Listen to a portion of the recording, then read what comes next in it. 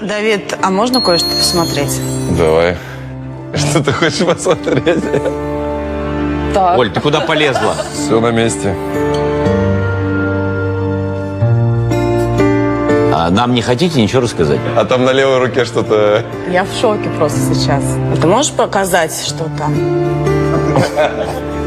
Бесконечность? Там бесконечность и Оля. Олечка, а у тебя такая есть? Да ладно, тоже есть. Есть. У нас с ней... У вас парная? Покажи. Если она не удалила. Как мило. Так. Но я не буду эту тему обсуждать, Давид, прекращай.